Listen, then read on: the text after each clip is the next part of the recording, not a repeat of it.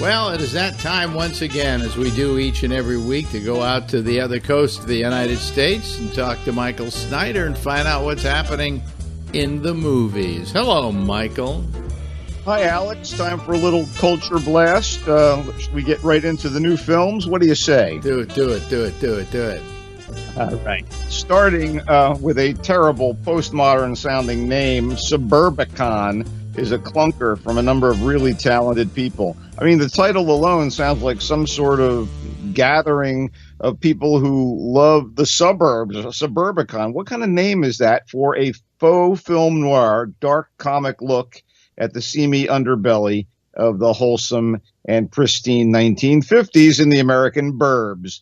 I mean, it just doesn't work for me. It just sounds anachronistic as titles go. And it may be set in one planned neighborhood, kind of a Levittown without pity, but it's all over the map with an implausible A story about a husband and father, played by Matt Damon, and his twisted misdeeds, including fooling around with his sister-in-law, played, by the way, by Julianne Moore, who plays twins, his wife and his sister-in-law. Do you see where this is going? And then there's a well-meaning but very heavy-handed B story about blockbusting and racism at the end of the Eisenhower years. The tedious forward motion to an end that's totally unsatisfying, even as it tries to be daringly downbeat.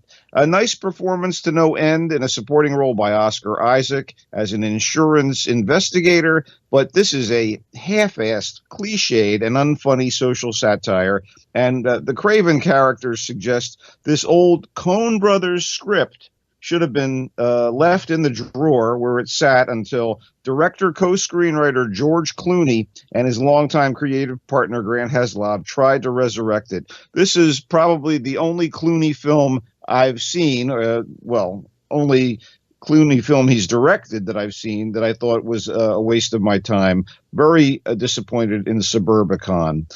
Thank You for Your Service is a pretty decent and heartfelt, if a little by the numbers, examination of the home front miseries faced by soldiers returning from the battlefield, in this case, the current Middle East conflict. And no, I didn't say Thank You for Your Cervix, although that would be a great title for a movie about sex workers.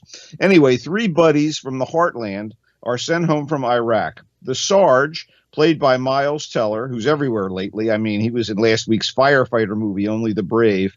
Anyway, he's returning to a lovely, understanding wife and their adorable child. Another of the soldiers is returning to marry his sweetheart, and a third is going to reconnect with his significant other, but he wants to return to Iraq for another tour of duty, since that's where he's now most comfortable, in the theater of war. But no one is going to have an easy time of it. In stunt casting news, Amy Schumer plays a small, serious role as an army wife, but you kind of expect and miss her, her sense of Schumer. But written and directed by Jason Hall. Thank You for Your Service is powerful stuff. It's impactful and worth seeing.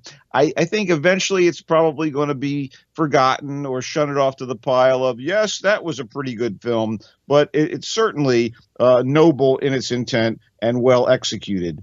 Moving along to my favorite film of all the movies we're going to talk about today, we have The Square. It kind of slides unexpectedly from comedy to drama to social commentary. It's from Sweden by the filmmaker Ruben Östlund. And The Square, a very distinctive movie, won a big prize at this year's Cannes Film Festival. In fact, the highest honor, the Palme d'Or. Although the subject and tone seem to have little of the gravitas that previous honorees bring to bear, this movie uses a very uncomfortable mix of satire and interpersonal conflict to address issues of disassociation, class division, and bigotry in modern society. Basically, the film is about the curator of a prestigious contemporary art museum in Stockholm, and played unbelievably well by Danish actor Claus Bang. And this guy is a master of the universe type who's used to always being in control of things until his wallet and cell phone are stolen right before the launch of a major art installation. And when he decides to take action and get his stuff back, his life goes off the rails. It really was effective and funny and fascinating, and also features some interesting supporting turns by, of all people, Elizabeth Moss of TV's Mad Men and The Handmaid's Tale, who plays an American journalist who gets involved with this guy, and also British actor Dominic West in a very small role, but a very effective role, as a lionized hipster artist who's being interviewed at a museum event, only to have the whole thing kind of go belly up. It's pretty funny stuff, and it zips along much faster than you would think at 142 minutes. But I think the award at Cannes was well-deserved. I thought The Square is worth seeking out, and, you may find it a little pretentious. I thought it was terrific. Noviciate is a drama set, again, in the 1950s, but it moves forward from the 50s through the mid-60s, which is when Vatican II tried to reform and modernize the Catholic Church. And this movie concerns a young woman in training to become a nun, a novitiate, and she's struggling with issues of faith and this changing church and her own sexuality. And I have to tell you, I went in here with a bit of a chip thinking, this is going to bore the hell out of me. But writer-director Margaret Betts really delivered a very compelling and revealing movie.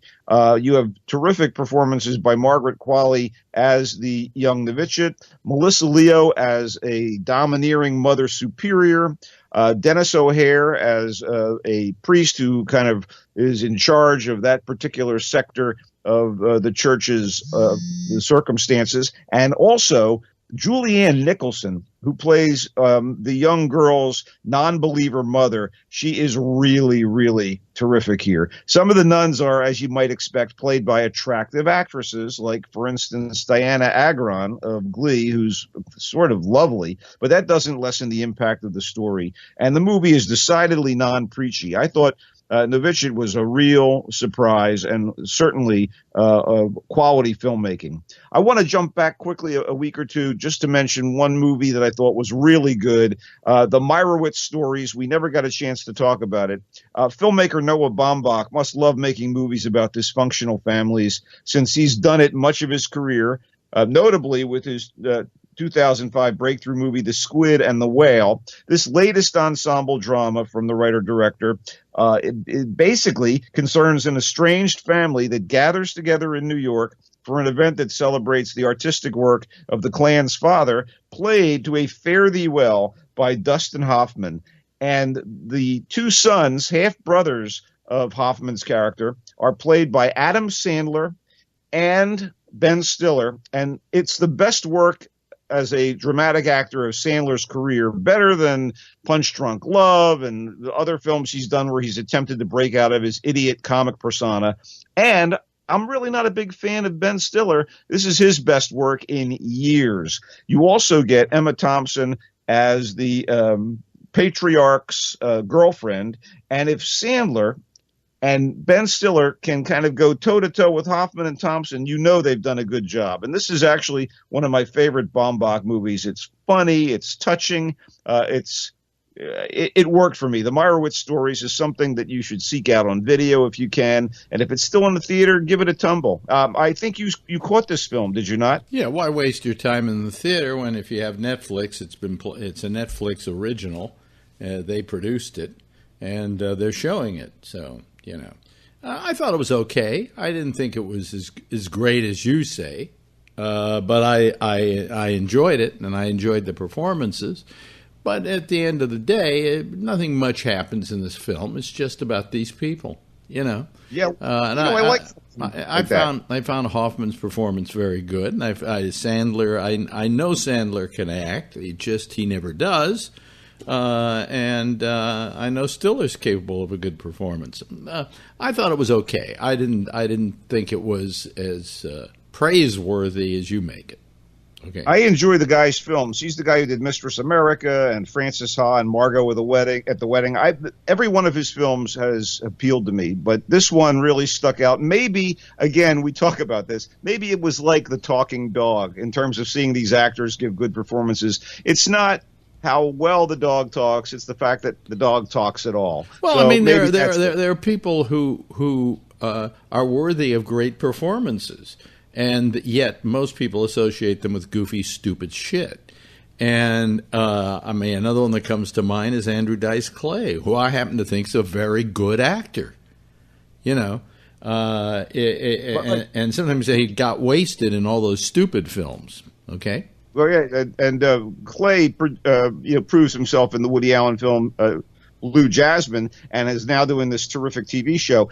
These guys have talent, and they make choices. And in the case of this Noah Baumbach movie, I think that Sandler and Stiller made a great choice to be there, and I think it's worth seeking out. And the sad thing is that Sandler and Stiller both probably have made a fortune off the movies they've done, the stupid bone-ass movies they've done. And had they chosen just a good acting career, which they were capable of, they would have never seen the kind of riches that they currently possess. Yeah, absolutely. Yeah, watching anything on TV the past week or two? I saw a show out of England that's just weird as shit. It's a half hour. It's not a comedy. And it's called The End of the Fucking World. That is the title of it. The End of the Fucking World. And it's about a kid, a teenager, who says he's a psycho. And that, he started out by killing animals, and now he's looking to kill a real human being, and meets up with this girl who kind of takes to him, and she's wacky and off the wall as well. And at the end of the episode, they both decide to run away. But he still is carrying his knife and is planning on killing her. It's You've just seen the first episode, so you don't know where it's going yet. I don't know where it's going yet. I do know where it's been, and where it's been is one of the strangest TV shows I've ever seen. Yeah. Well, that's a worthy endorsement, I guess. Anyway, that's it. I do want to remind people you can follow me on Twitter at Culture Blaster, and you can tune in to these discussions and articles and such at Michael Snyder's Culture Blast page on Facebook. And, of course, you can listen to it all weekend long here on GABNet. And thank you very much, Michael, and we'll see you again next week, all right? And, hey, ladies and gentlemen, there is still more GABNet to come, so don't go away.